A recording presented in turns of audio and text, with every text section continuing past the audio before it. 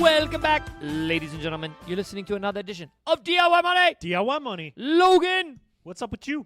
I don't know. Not much, really. I'm going through summer.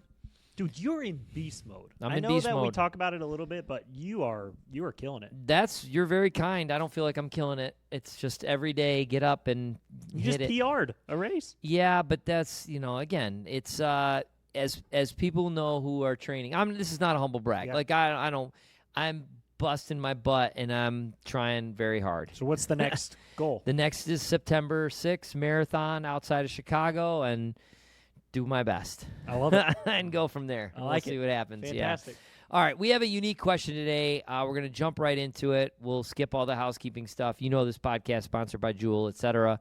But we have a unique one because it's intricate in that it requires some explanation. And then the area that I want to go with it is why this person would lend their shares. Just Okay. Stay with me. Johnson, what do you got? DIY! Hey DIY Money, this is Johnson from Virginia. I recently opened up an account with a well-known fintech company, which allows me to lend stocks. This is something that I'm not really familiar with, but my understanding is I would earn interest on my holdings. Could you touch on sort of the mechanics of stock lending and like essentially what that is, and if this is like a risky endeavor that I should try and stay away from? Thanks, love the show, keep up the good work. Okay, Johnson. So, first of all, what this has to do with is short selling. And I'll let Logan talk sort of the mechanics of short selling because I do think it's important to understand that there's this whole other world out there that investors or speculators, institutions at times, hedge funds certainly engage in, and that is basically betting against stocks, trying to profit from the decline of stocks. And there's a mechanics behind it that a lot of people don't, I think, understand. And it actually has to do with borrowing stock that you don't own. Well, guess what? If you are going to borrow a stock that you don't own, someone has to lend it to you, right? Of course. So I will talk about the question you ask, and then I'll let Logan talk about the mechanics behind short selling and how that all works. But first of all, it's important to know that most people, they engage in this in their accounts and they have no idea. Most of the time, when you open a traditional brokerage account, you have an option to open it on margin or not on margin. Now, let me explain what that means. Margin is the ability to borrow money in a very short or longer period of time from your custodian to buy and sell stocks. Now, way back like 6 months ago, I don't know when they changed it, you would buy a stock and it would actually not physically be in your account. You actually wouldn't physically own it. It would show up in your account in a matter of seconds. Like hit the buy button, F5 or refresh, there it is. But behind the scenes, you didn't actually own it. It took a few days to what's called settle. So there used to be this trade date. So if you bought something on Monday, plus 3 days, and I think when I started in the business, it was a week, but 3 days before it actually settled in your account. So you buy it on a Monday, that's your T, or trade date, plus 3 days, Tuesday, Wednesday, Thursday, it now settles in your account and you own it. And what is happening in that time period? Well, you are buying a stock, then the company that has those shares that are issued and the transfer agent who is actually moving the stock around and keeping track, believe it or not, of who owns the stock. Why? Because you're an owner, you're a registered voter, you actually have the ability to vote on things that the company is doing or wanting to do. They have to keep a record of that. So there was a process of allowing, okay, Logan owned the stock, he has sold it, now Quint has bought it, and so the new shareholder is Quint, and that takes some time. Now, over the years, because of technology, that has sped up considerably. But before it sped up considerably, there could have been a window in there where you bought a stock And let's say that you bought this stock at the same time as you sold another stock. So you have a full account of $100,000 and you're looking at stock A and you're like, I don't like stock A in my portfolio anymore. I want to sell it and I want to replace it with stock B. So just like you'd want to do, you go in, you sell stock A, boom, you hit refresh. It looks like the money's in your account immediately, but it's not. And then you go and you buy stock B, and that money disappears, and stock B shows up. But that's not really what happened. What happened was you put in an order to sell. That's your trade date. And in 3 days from now, that money would actually be yours in cash. It would take 3 days to settle. However, you spent it before it was in cash. So believe it or not, what you did for 3 days is you borrowed money. That's a common thing. It's not like what we talk about on this podcast. Don't borrow money. Well, we don't say don't borrow money, but we're not into debt, right? We don't like debt. But when you sometimes transacted with your accounts, making sure you weren't just sitting in cash, believe it or not, you borrowed money. And in order to do the transaction that I just described, you had to have what's called a margin account. And you may have never realized you had this. Like, I didn't know I had this. Did I sign up for this? You did. When you opened the account and you initialed here, you initialed there, you initialed there, and you just were like, check, check, check, check, check. Okay, sign, yep, digital sign, DocuSign, or whatever you did. And you never read anything at all, and you submitted it. What you allowed them to do is say, listen, I'm putting you in a margin account so that if you do what I just described, you can do it. You may not even realize that you'll pay a slim amount of interest on that. Very minimal. Now, if you're a pattern day trader and you're doing this all the time, believe it or not, you're going to pay a lot in interest because it's very high interest.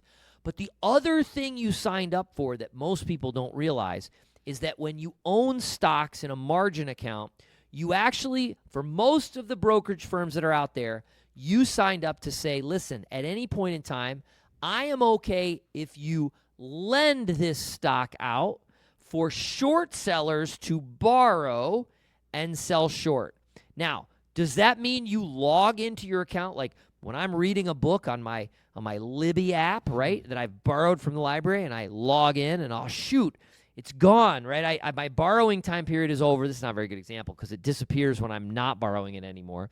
But in your instance, does that mean you log into your account and 2 of your 5 stocks are not going to be there because we've loaned them out? Nope. You will never know. Right. You will never know the difference. Okay. Most people that has happened to, they do it. It's no big deal. Happens every day, etc. And because you signed up for a margin account, and because part of that was the ability to loan this out, you didn't get the interest or any interest that the company is making on allowing a Logan or somebody else to borrow those shares. However, there's a couple of things that happened. The first thing that happened is the landscape is incredibly competitive for brokerage firms.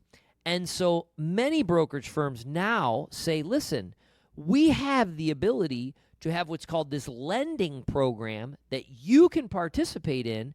You are going to sign off on the ability to lend shares, whether you're in a margin account or not. Mm-hmm. And depending on the shares, depending on the demand, that will determine whether we pay you interest and how much we pay. So there are these lending programs out there. Is it risky? It's kind of subjective. I've never heard of a major issue where people were in a lending program, the corporation went bankrupt or whatever, and all of a sudden you lost your shares. I've never heard of that, whether it's happened. Maybe there's examples where it's happened. However, by doing this, one of the caveats is you're basically opting out of the insurance inside of a brokerage firm, which is not FDIC like a bank account, but it's SIPC insurance, which is an acronym. SIPC stands for Securities Investor Protection Corporation, and that is the insurance that protects your assets, not from up and down movement, but from the viability or liquidity of the custodian that you're involved in. If you are operating within a lending program, more often than not, you are opting out of that SIPC insurance. You also have no control of what is lent out or not lent out. You don't often get all of the interest, by the way, that they're getting. So the returns for you for this kind of extra, pool or program that you're involved in might not be that great, might not be that big. So that's what it is.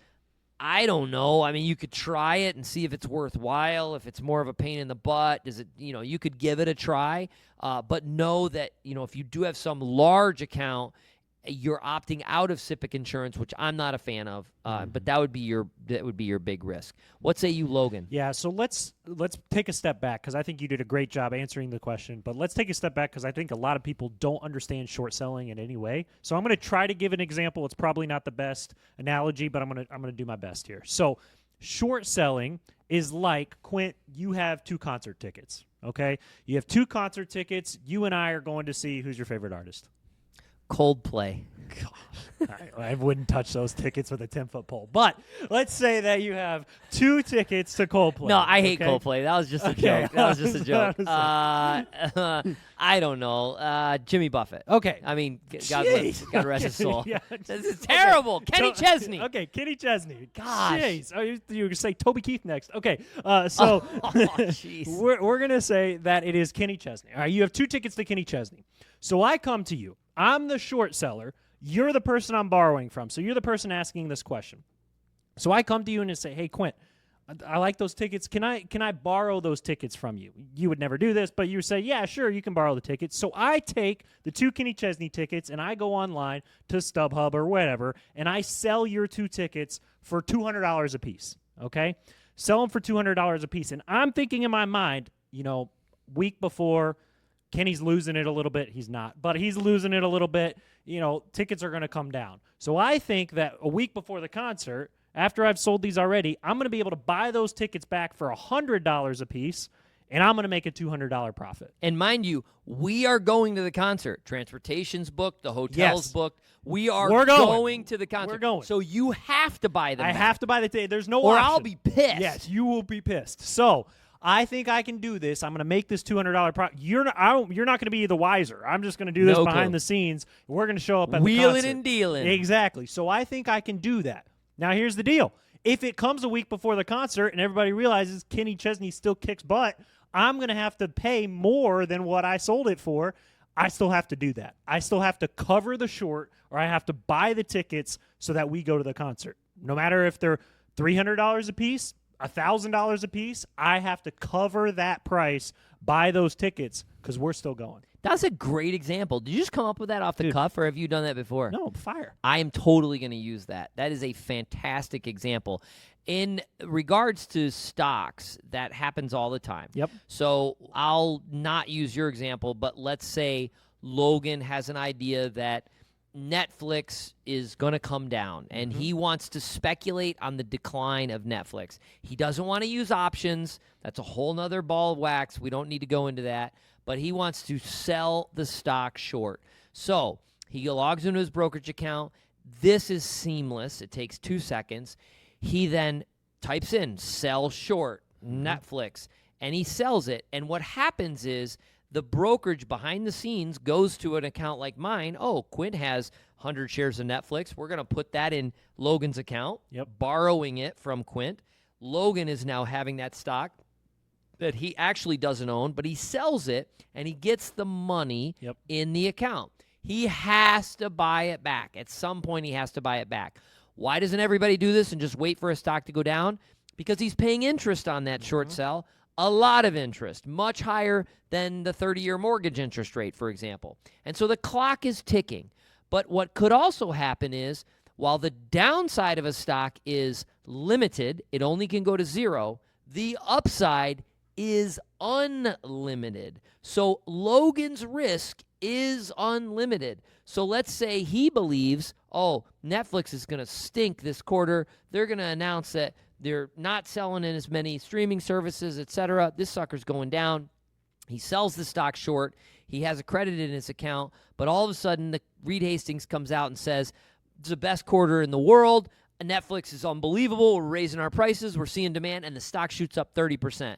not only is Logan down 30%, he's down 30% plus interest, and the clock is ticking, and now he's sitting in his seat squirming going, uh-oh, this could be a problem.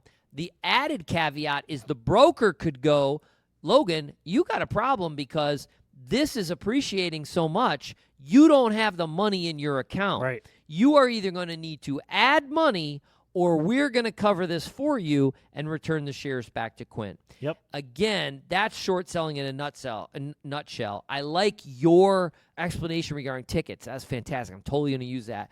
But the question was regarding lending. There is a lender to all this as well, and that's what the question is in regards to. So typically it's seamless. Nobody worries about it. It happens every day, but you can participate in these lending pools. We've already talked about the pitfalls. Great question. Great question. That was fire. All right, Johnson, thank you for that. We'll send you a $25 Amazon gift card. And remember, friends, the secret to wealth is pretty simple. Live on less than you make, invest the rest, and do so for a very long time. Make it a great one.